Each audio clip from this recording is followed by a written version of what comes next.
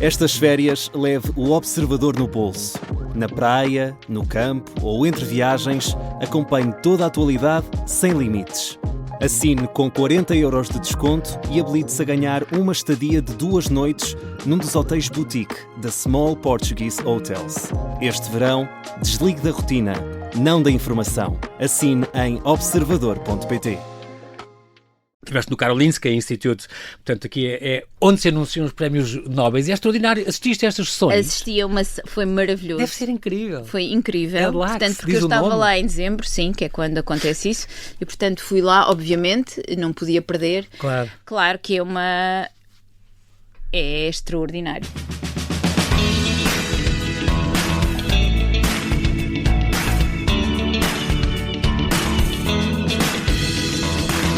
Hoje é o Dia Mundial do Cérebro. Aproveito de estar como neurocientista para tirar algumas dúvidas sobre o amor e sobre o Alzheimer. Luísa Lopes, especialista em Neurofisiologia do Envelhecimento, Cognição e Memória, que coordena um laboratório no Instituto Gulbenkian de Medicina Molecular, traz-nos o seu livro Programados para Amar, o que a neurociência sabe e ignora sobre o amor. Mas a Luísa estuda também o envelhecimento para compreender o Alzheimer. Que alterações de memória são normais e quais são, claramente, sinal de doença neurodegenerativa? E o que acontece na menopausa e no AVC? Porque é que o café é importante? Ou aprender línguas, ou planear uma viagem, mesmo sem ir? Olá, Luísa, bem-aja por ter aceitado este meu convite. Bem-vinda à Rádio Observador. Olá, boa tarde, o prazer é tudo meu. Tu, Luísa, tens um nome do meio, este V, que é de vaqueiro. Eu ainda Exatamente. pensei, não me digas que foi o avô dela que inventou. Mas não tem nada a ver. É do meu avô, por acaso. Sim, Sim, é do mas meu não, avô. eu fui pesquisar Mas não isso tem a e ver com as margarinas. não certo? sabia, mas faz 100 anos este ano que o Jerónimo Martins foi à Holanda buscar esta margarina Coward de vaqueiro e por isso é daí que vem este nome. Não sabia, fazia ideia nenhuma. Tu nasceste então na região oeste, Bom Barral. Eu nasci no Bom Barral, aliás, eu nasci em Lisboa, mas a minha família Sim, é do Bom Barral, onde sim. cresceste. Onde eu cresci foi no Oeste, exatamente. E vocês são 3 irmãs, se não me engano. Exatamente. E é muito curioso porque toda a vida quiseste ser cientista, és muito curiosa e muito investigadora desde pequenina, mas, e fazes questão de dizer, eu sou fruto da escola pública. Muito Digo bem, muitas tal como os meus vezes. filhos, eu também digo isso. É muito importante. Bons Sim. professores e professores entusiasmantes, tiveste desde a escola até à faculdade, tiveste pessoas que te entusiasmaram e que te fizeram orientar Sim, na carreira. e eu acho que crescer na província, no outro dia falava isto com alguns amigos, crescer na província há ali uma sede de conhecimento. Uma pessoa que cresce numa situação mais urbana tem uma exposição maior, não é? A música, filmes, exposições a pessoas diferentes. Crescendo num meio mais pequeno, eu lembro-me que nós estávamos ávidos de conhecimento. A Puxava mais música que por- se puxa mais por produzia, ti, claro. os jornais novos, foi a altura que o Independente começou, a revista Capa, lembro perfeitamente. Exatamente. E Tão bom. portanto nós íamos, não havia internet, não é? Íamos buscar estas coisas todas. Sim, e havia esta sede primeiro de sair dali, de viajar, pelo menos eu tinha, de viajar, de ir estudar para fora. E de conhecer outros mundos, que também fazia muito na leitura, mas sim, mas sempre fui muito curiosa, com muitas coisas. E desmontavas despertadores e... A minha mãe diz que já nessa altura desmontava relógios, despertadores. Fiz um projetor com as lentes dos óculos e lembro-me, e a minha mãe ficou um bocadinho zangada porque eu tenho astigmatismo. Tiraste das armações. Exatamente, que são caras as lentes, e eu achava É que para incrível. ampliar, sim, e também acho que vivíamos noutra. Era uma época em que havia, ou seja, o aborrecimento, tínhamos tempo de nos aborrecer e até o cérebro precisa Sim, de se aborrecer. o ócio é tão importante, falas Exatamente, nisso. para a criatividade. Exatamente. E de facto o que acontecia quando estamos muito tempo sem grande estímulo, o cérebro divaga, e eu fazia umas coisas assim engraçadas, sim, que a minha família sempre achou que eu era muito croma desde pequenina, sim. Tens uma irmã também jornalista, a Margarida? Tenho, Da sim. Exame, E Visão. tenho uma que é professora. E a Ana, que é Sim. professora. E é muito engraçado porque há aqui outra coisa importante que eu identifico-me imenso com isto. Aos 12 anos, a tua mãe ofereceu-te esta biografia da Madame Curie, esta da Sim. Eileen Bigland, era uma edição da Civilização. Eu lembro-me disto. Sim. E de facto, uma primeira mulher a ganhar um Nobel, a única até hoje, que ainda ganhou em 2 áreas. Sim, sim. É de facto uma vida inspiradora. E é verdade, tu escreveste um livro. Quer ser bióloga? Isto é verdade? É verdade, eu Escreveste escrevi mesmo? no livro, eu tenho essa fotografia porque há uns tempos me perguntaram e eu fui desencatar o livro e eu escrevi, eu chamo-me Luísa, tenho 12 anos e quero ser bióloga. E eu acho que na Grande altura exemplo, era... a Curie, sim, não é? naquela altura a Madame Curie nem era bióloga, não é? Ela Sim, era física e química, mas para mim talvez a biologia fosse o que seria mais, provavelmente porque tinha na escola e tal, era o que era mais semelhante a ser cientista, mas foi um livro muito marcante. Acho que a minha mãe sempre foi uma mulher também muito, e é uma mulher muito à frente do seu tempo.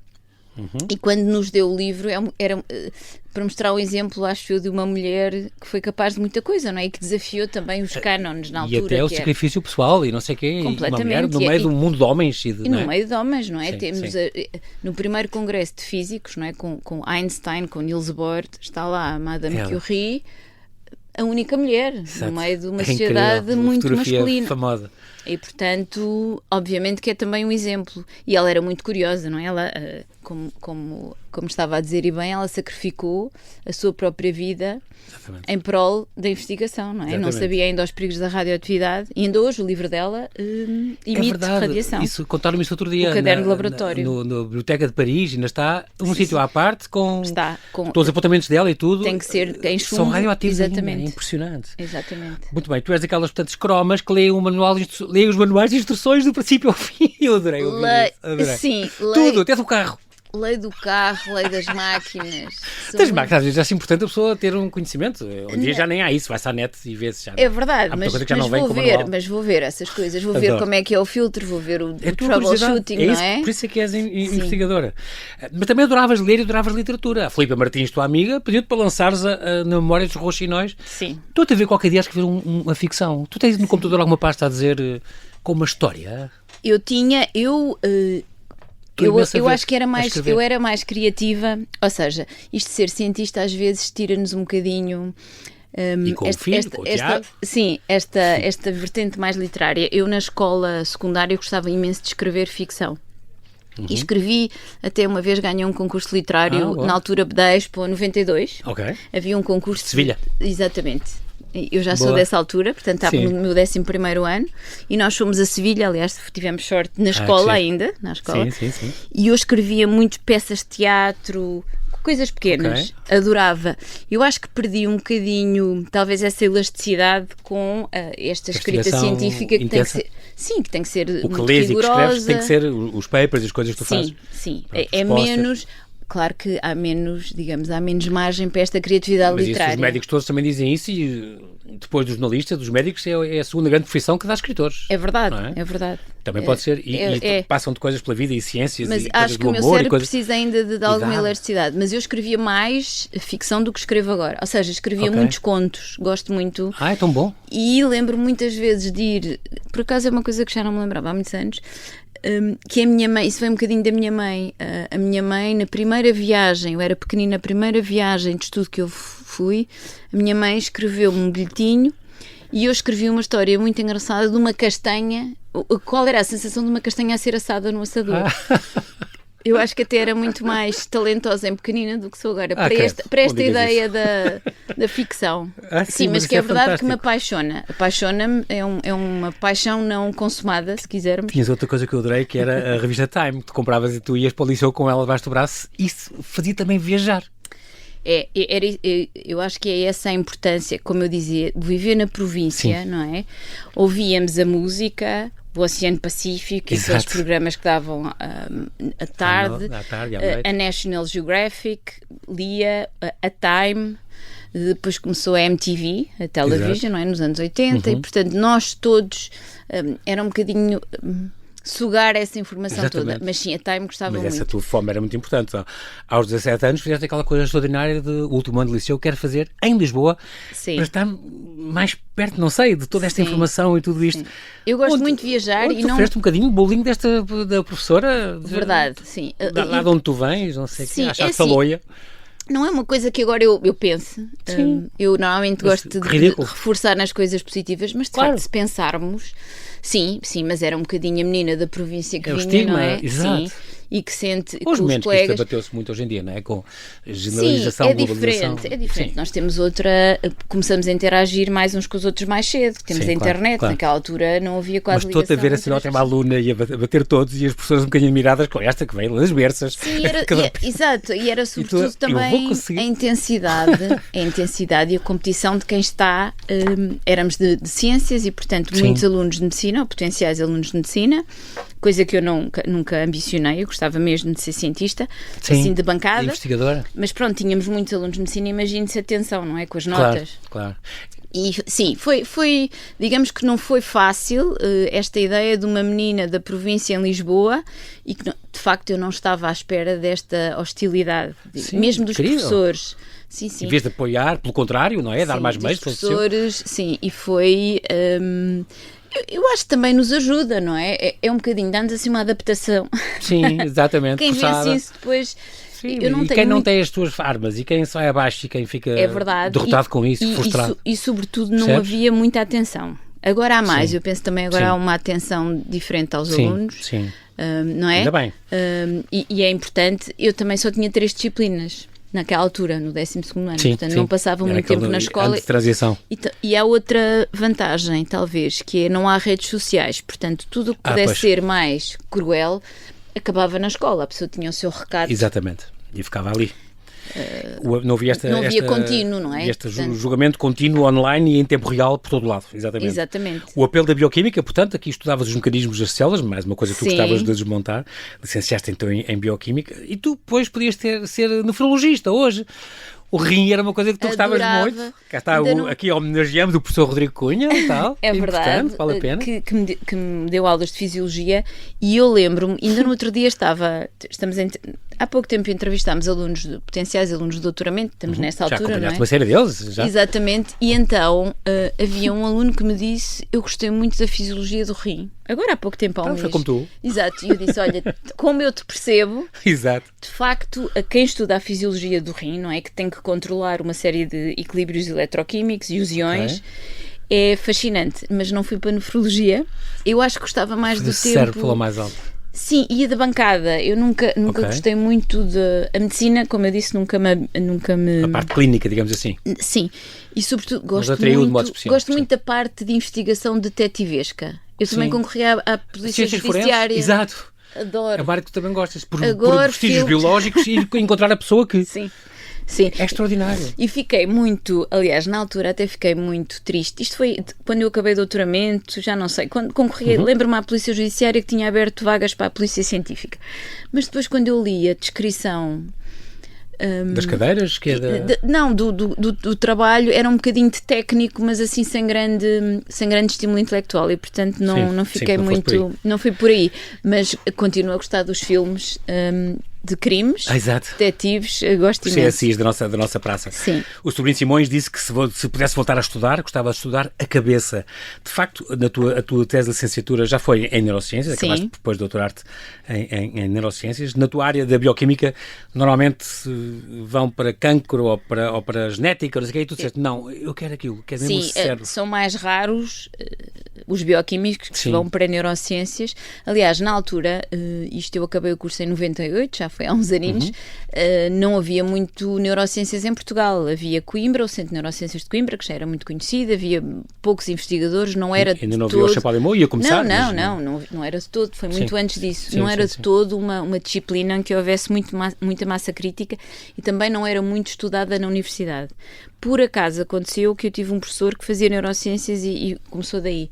E eu digo muitas vezes, podia ser neurociências, mas podia ser ciências forenses, podia ser, na altura... muitas vezes acontece por circunstância. A maioria dos cientistas são curiosos. Exatamente. E tu tens a mente aberta nesse aspecto e também gostas de variar e gostas de... gosto imenso. E por isso foi mesmo, olha, esta oportunidade vou agarrar. E foste fazer um estágio com um homem que nem sequer aceitava alunos e depois disseste, mas eu espero, eu fico à espera. Eu adorei isso. Sim, eu fiquei à espera que ele aceitasse alunos. Na altura podíamos fazer isso. Eu digo também que era uma altura que o risco compensava. Ou seja, havia muitas oportunidades e falámos um bocadinho antes aqui em off, não é? O risco compensava, havia muitas oportunidades de estudar. Portugal estava numa altura com grande esperança, muito emergente, com dinheiro da União Europeia, com ideias, com pessoas a chegar. Exatamente. E, portanto, o risco compensava. Eu sabia que ia ter sempre um estágio, portanto, se fosse aquele ou noutro sítio, iria acontecer. Os estudantes portugueses eram muito conceituados no estrangeiro, Sim. continuam a ser, mas éramos poucos, não é? E, portanto, era muito fácil ter uma posição no estrangeiro, ter um estágio, um doutoramento. Pronto, é ótimo. Há mais oferta também. É muito bom. Agora temos mais oferta nacional, que é muito boa. Sim. E ficamos muito contentes com isso. Mas sim, é uma altura que, de facto, irrepetível, de grande entusiasmo e de risco. Já foi na tua parte final da licenciatura que fizeste um estágio que já a estudar proteinas envolvidas no envelhecimento? Exatamente. Portanto, o envelhecimento já começou a aparecer ainda na faculdade? Começou na faculdade, com esse projeto que eu gostei muito, e eu estava muito indecisa se queria comprometer-me com alguém para 4 anos, porque eu pensei, isto 4 anos... Ainda é para quem gosta de generalidade... Exatamente, é um compromisso. Sim. Eu não sabia bem se era aquele tema, se queria mesmo, se estava disposta a esse tipo de compromisso. Mas depois concorri a uma bolsa da tal Fundação para a Ciência e Tecnologia, e começou na altura do professor Mariano Gago, que era que transformou também dramaticamente. Foi responsável por um boom nessa altura, foi tão importante. Tínhamos um boom, havia muita esperança, havia algum dinheiro para financiamento, havia muito bons investigadores. Sim. E havia um entusiasmo que se sentia... Claro, no ar quase. No ar. Exato, love is in the air. E, portanto, e fiz Incrível. um doutoramento, mas convém dizer também que a minha segunda opção foi Física Tecnológica, portanto hoje poderia estar... Achas que te vão pagar o resgate? Alguma coisa vai acontecer. O Candidato Perfeito é um podcast de ficção para ouvir em 8 episódios. Se eu saísse agora da corrida, eu ia estar a ceder ao medo. E é precisamente isso que os gajos querem, que nós tenhamos medo. Com as vozes de José Raposo, Paulo Calatré, Madalena Almeida e a minha, Susana Brandão. Pressionado por quem? Não sai um traficante acima dele hoje. Episódio 2. Câmara lenta. Inspetora, passámos a sair daqui a dar à serra. Quem é que lhe disse que íamos à serra? Este podcast de ficção tem o apoio da Citroën. No técnico, a dar aulas de física pura. E agora sei muito pouco do que sabia de física, mas também era uma disciplina que me apaixonou sempre. Mas tu és muito versátil nisso e tens uma grande abrangência de temas, o que é muito bom. Não sei também se é bom, se é mau, mas... Não, é bom, porque abre-te os horizontes e consegues discutir, por isso é que os vossos grupos são multidisciplinares e consegues perguntar coisas a psicólogos e coisas, quando é importante. Tudo bem. Sim, é verdade que nos dá...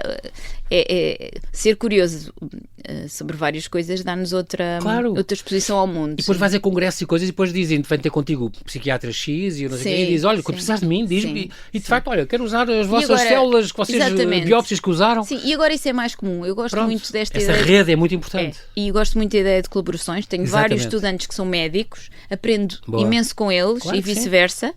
E gosto muito... Cada vez mais, e então na neurociência, cada vez mais acabou esta coisa do compartimento estanque. Não, os médicos agora, trabalham com médicos, com psicólogos. E nós agora temos uma grande vantagem, ou temos, se quiseres, o potencial da tecnologia fantástica. Portanto, precisamos de muito bons biólogos computacionais, muito bons analistas de dados, pessoas que saibam muito bem fazer programação. Nós analisamos registros de neuronais e, portanto, precisamos de pessoas que saibam muito bem analisar neurofisiologia. E, portanto, claramente as equipas têm que ser cada vez mais interdisciplinares. Sim. Portanto, a tua ideia no envelhecimento, a estudar isto, era perceber não só porque é que o cérebro falha, mas compreender como é que consegue continuar a funcionar. É muito curioso, fizeste o doutoramento em neurociências repartido entre Lisboa, em Estocolmo e Cambridge.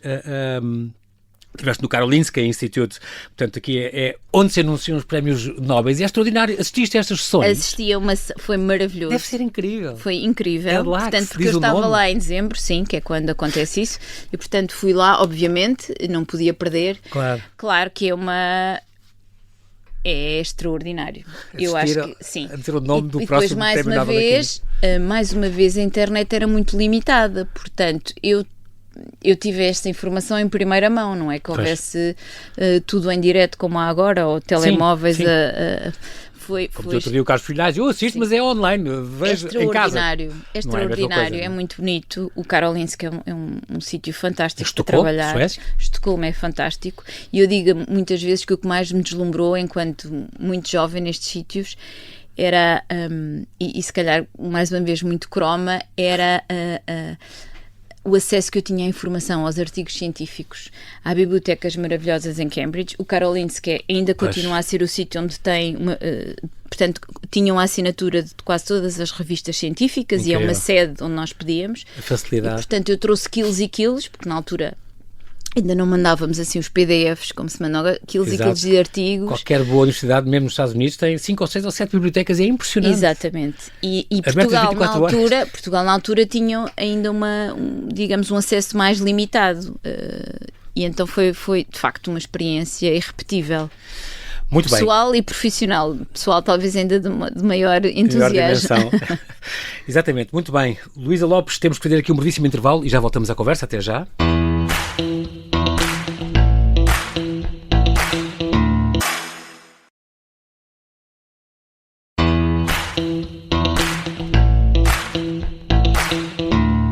Estamos a conversar com a neurocientista Luísa Lopes. Ela é especialista em neurofisiologia do envelhecimento, cognição e memória.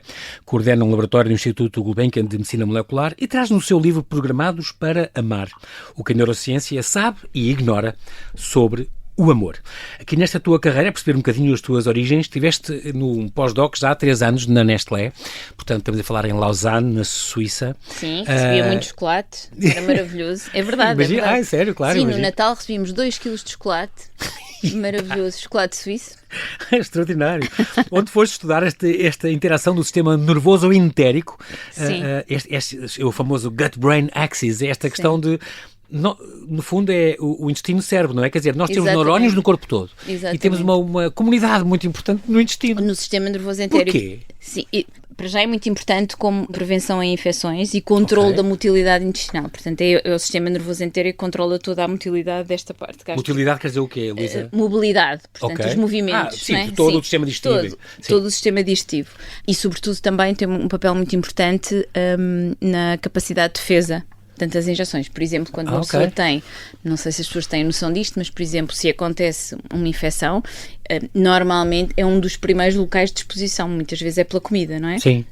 E o que acontece é que nós temos no sistema nervoso, o sistema nervoso entérico tem os sensores muito apurados para isto e, portanto, liberta uma série de moléculas, de enzimas, de citocinas. Para combater aquela... E não só isso, e, portanto, faz regular todo o epitélio intestinal que segrega o muco, no fundo, que faz um bocadinho a hidratação para limpar as coisas. E daí as pessoas às vezes terem diarreia, não é? E as cólicas, isso tudo é para libertar, exatamente, como a febre, é para aumentar a atividade e não sei o quê, para curar. O sistema nervoso entérico, ou seja, todo esse tipo de... Mas são neurónios inteiros e verdadeiros, como a massa cinzenta? Exatamente. Não tem a massa cinzenta. São neurónios, porque a massa cinzenta, no fundo, são os axónios que são muito longos. No sistema nervoso entérico é um bocadinho diferente. Aquela cor.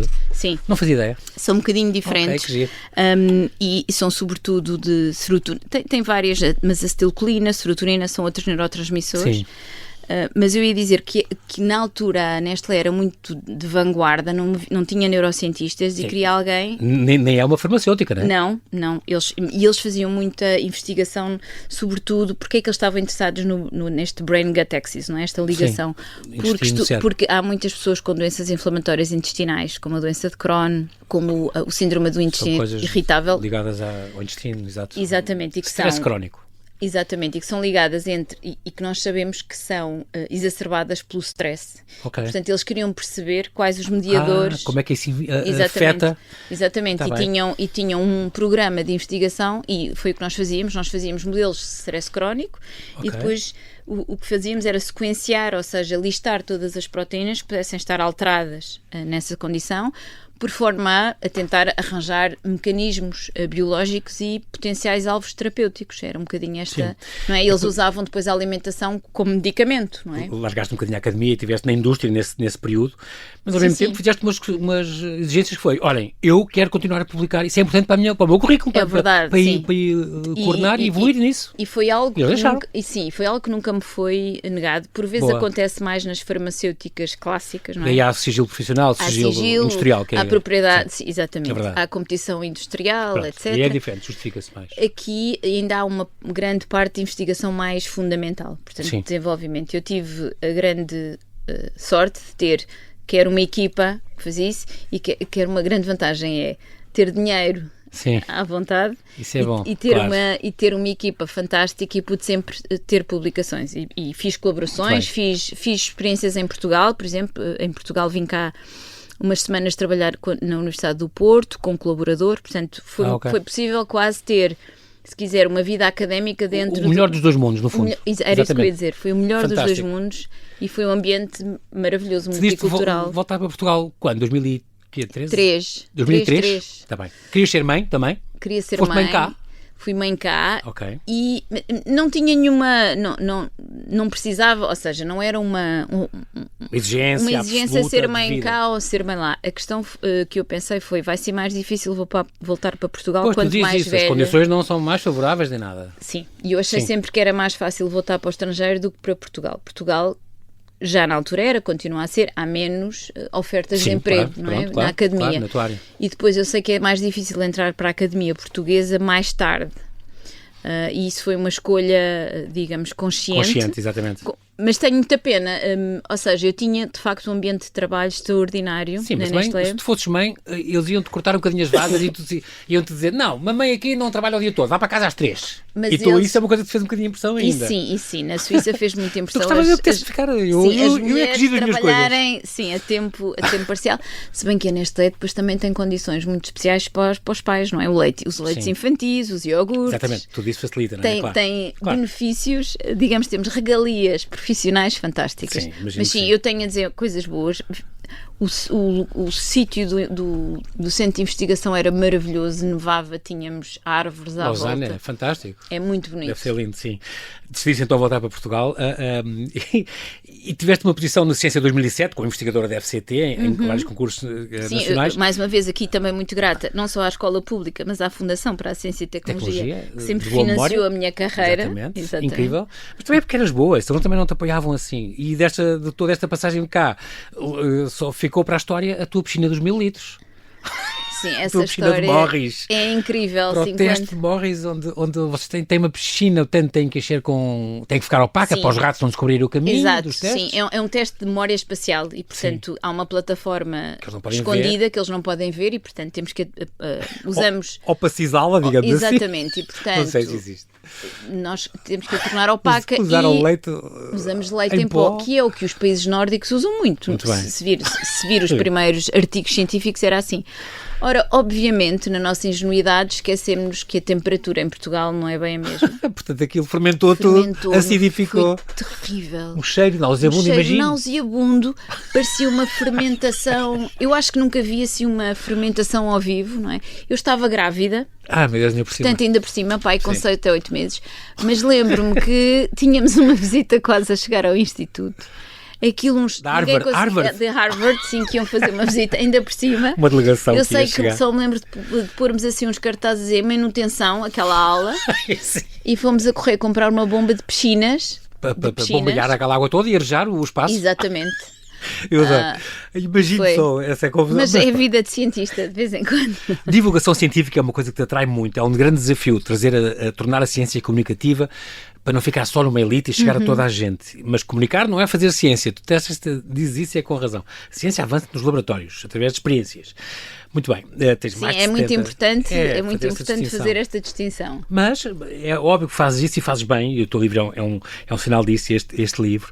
Escreveste em incríveis revistas, tiveste no podcast Impertinente, da Fundação Francisco Manuel dos Santos, chegaste a ser júri naquele programa Os Extraordinários, onde também aproveitávamos para estudar, porque tu apanhaste, por exemplo, aquele senhor que fazia, isto era para testar mentes brilhantes, sim. este concurso de RTP, e este senhor com quase 90 anos que fazia riscos quadradas de cabeça e tu Impressionante. Eu tenho que estudar esta obra. Impressionante. Eu disse-lhe isso, impressionante.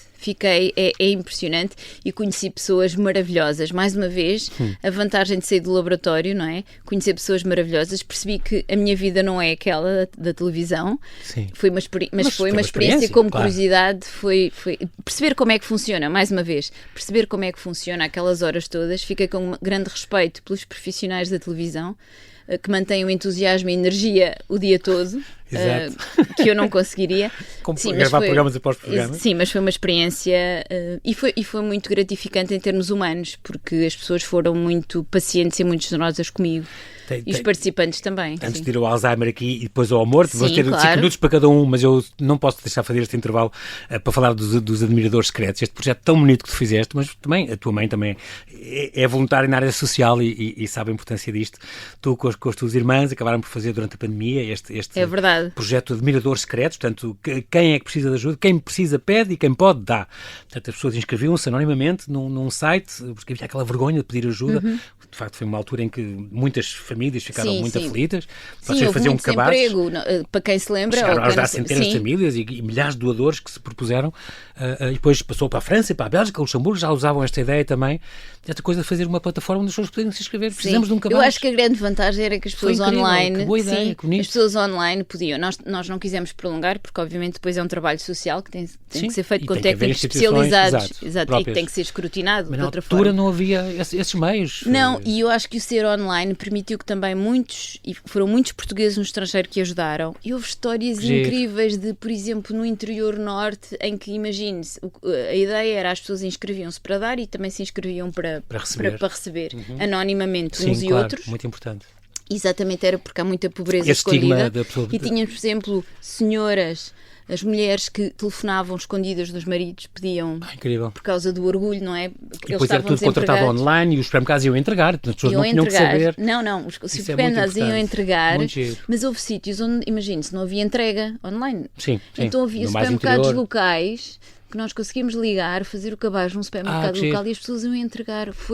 Eu digo que foi uma altura maravilhosa de movimento. Eu conheci mais uma vez pessoas maravilhosas e histórias ainda melhores. A vida cruza-se com estas, a começar para a tua mãe, as tuas irmãs. Pronto. Sim. Alzheimer, agora tenho aqui 5 minutos para falar disto.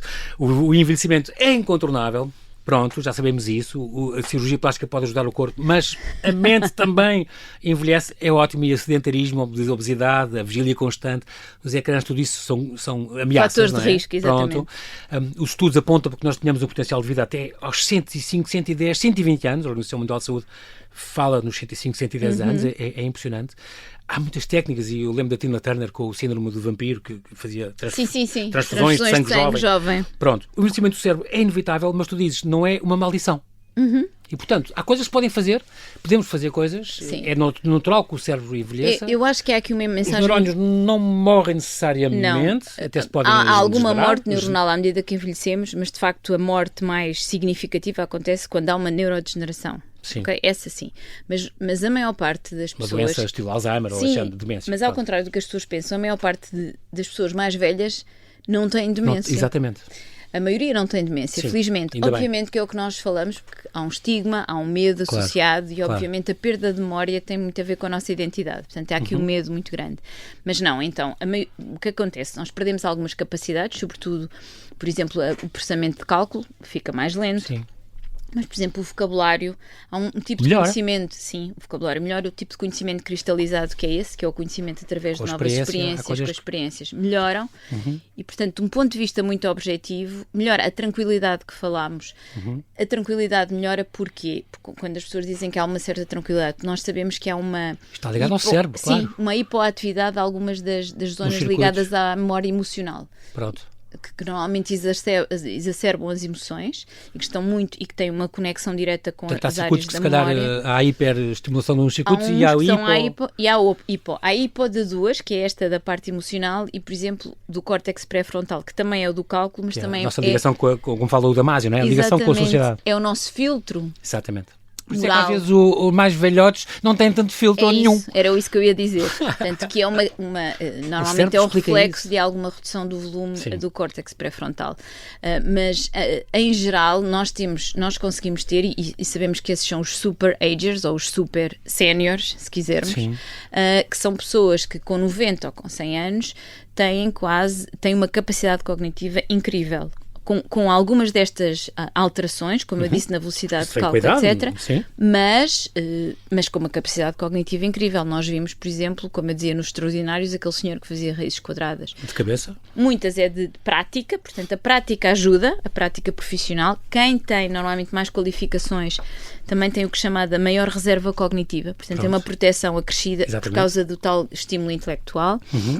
O exercício físico, a higiene de sono. A alimentação. O sono é muito importante, é outra coisa que tu dizes que é muito importante. O sono ainda não está nos fatores de risco. Temos cá a Teresa Paiva a falar disso. Exatamente, oficiais, mas é muito negligenciado em Portugal. Nós sabemos quase certeza que é um fator de risco, embora ainda não esteja considerado ainda, porque não há, digamos que ainda não há números suficientes, mas empiricamente é algo que os colegas, por exemplo, clínicos, têm muita atenção em termos de prevenção. E depois há alterações de memória que são normais e alterações de memória que são claras das doenças neurodegenerativas, e isso já se consegue distinguir muito bem. A pessoa pode fazer, há testes para isso, não há? Sim, portanto, um médico especialista, um neurologista em doenças neurodegenerativas, há vários tipos de testes. Há testes neuropsicológicos e depois há uma série de testes já de imagem ou de sangue que se fazem. Sim. Que podem ver a deposição das placas amiloide, que são placas que se vêem no cérebro, e consegue-se mais deposição de agregados tóxicos,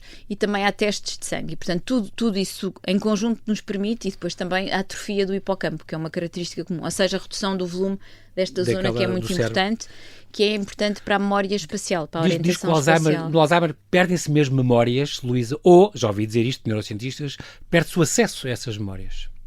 O que acontece é, sobretudo, o acesso continua, portanto, continuamos a ter acesso às memórias antigas, perde-se a capacidade de codificar novas memórias, sobretudo. Ou seja, por isso é que as pessoas se lembram de canções por isso é que os idosos se lembram, o teu pai quando era pequeno fazia isto. Exatamente. Mas o que é que almoçou hoje? Não me lembro. E porquê? Porque há aqui uma desconexão de duas zonas. Há uma zona do córtex, que é a zona onde nós processamos mais, ou seja, armazenamos as memórias antigas, e o hipocampo, que é uma zona muito especial do cérebro, e aqui é o estudo, que é muito importante para codificar as novas memórias. Portanto, lesões do hipocampo, por exemplo, quando a pessoa não tem hipocampo, tem que estar a ser relembrado todos os dias de informação. Tudo. Até como andar ou como coisa é impressionante. Andar é diferente. Não? É outra área? É outro tipo de área. Por exemplo, pintar, tocar piano, outra área cerebral. Ou conduzir ou assim, por exemplo. Sim, que é muito interessante. A memória de procedimentos é uma memória diferente da memória dos factos. E são áreas, o que é muito interessante, e por isso é que há vários vídeos, e aliás, que as pessoas até acham anedóticos, que se começar a cantar para uma pessoa que tem Alzheimer, ou dançar, quem foi dançarino, ou tocar piano, as pessoas, toda a parte executiva, os pintores pegam. Depois é assim, claro que o que depender depois da memória recente começa a ficar afetado. Sim. Mas esta parte da memória de procedimentos não depende do hipocampo. É diferente. Sim. Incrível. Muito bem. E depois vocês também estudam as zonas azuis, não é? Estas blue spots locais, como a Sardenha, vi nas suas entrevistas a Icária, a Loma Linda na Califórnia, a Nicoya na Costa Rica, Okinawa no Japão, onde as pessoas vivem 100 e tal anos. É verdade, e essa informação está sempre a ser atualizada. E agora nós sabemos que há uma zona potencialmente também dessas, que é na Galiza. Que são zonas que já se sabe um bocadinho, mas que são zonas de facto em que há uma longevidade. Essa longevidade grande? É uma longevidade grande e que foi atribuída a vários fatores, e esta informação é discutida por vários cientistas, mas em geral eles têm maior longevidade. Tem a ver muito com uma alimentação saudável em todos os casos, e portanto sempre uma manutenção de uma atividade física regular. Portanto, são pessoas que têm quase todas uma vida rural. Uma interação comunitária também grande, isto é muito importante. O isolamento social, sabemos agora que é um fator de risco para a demência. Porque dá depressão, e a depressão é um fator de risco para a demência. Exatamente. Portanto, este sentido comunitário e de propósito, são pessoas que têm uma razão. Eu vi um estudo de Harvard que dizia razões de longevidade, vi uma vez um post sobre isso, e dizia, nem é tanto aquelas, além de, claro, do exercício e tal, não é tanto a relação formal, normal com o marido e os filhos. dizia ele, em primeiro lugar, as relações informais. A tua relação com o portageiro e com a mulher que vende o café e com o que te vende o jornal e o da loja. Essas relações ainda é mais potenciador as pessoas que vivem mais tempo. É tão engraçado isso. Aliás, há um estudo de Harvard que fez que chama-se o Longevity Health Study, portanto, um estudo de saúde da longevidade, ao longo do tempo, e que fez durante milhares e milhares de milhares de pessoas sim. até à fase final da sua vida. E o que para eles era mais marcante era, de facto, a qualidade das relações sociais, e essa mesmo, fora da família. Não é? Exatamente, porque a família é mais ou menos lógica, é óbvio, obrigatório. A qualidade da interação social e a solidez. Exatamente. E, portanto, que é uma coisa que agora está a ser muito mais cuidada, não é? Mesmo em termos terapêuticos e de não isolar as pessoas. E, portanto, desta importância das pessoas manterem este sentido comunitário. O que é possível está nas comunidades mais pequenas, não é? Daquelas de proximidade, das pessoas se reverem umas às outras, das aldeias cuidarem dos seus, não é? E de passarem à porta e de conversarem, etc. Exatamente, isso é importante. Tão importante. Tu tens de voltar cá para falar deste livro do Programados para Amar. Acho muito bonito isto do que a neurociência sabe e ignora o seu amor. Esta assunção de que há coisas que ainda não sabemos e portanto... Muitas. Exato. Que é bom para o nosso trabalho. O prefácio do extraordinário psiquiatra Júlio Machado Vaz. Eu acho que vais voltar porque ficámos com muitos assuntos aqui pendurados e eu acho que é importante voltar, Luísa. Com todo o prazer. Mas quero agradecer muito é bom conversar contigo. Sabes de facto muito sobre isto. São dois temas gigantescos para o pouco tempo que a gente tem, não é? Quer o envelhecimento, quer... E depois, mas eu gostei muito das perguntas e da conversa. Obrigado. Há muitos temas ainda a falar sobre isso e por isso vais voltar, porque é um tema que cada vez mais, quer gostes ou não, na ordem do dia. Portanto, já sabe, Programados para Amar, uma edição de Contraponto, esta chancela de Bertrand, o que a neurociência sabe e ignora sobre o amor, de Luísa Lopes, a não perder. Luísa, muito obrigado pelo tempo que nos deste. Eu é que agradeço, foi um prazer. Obrigada.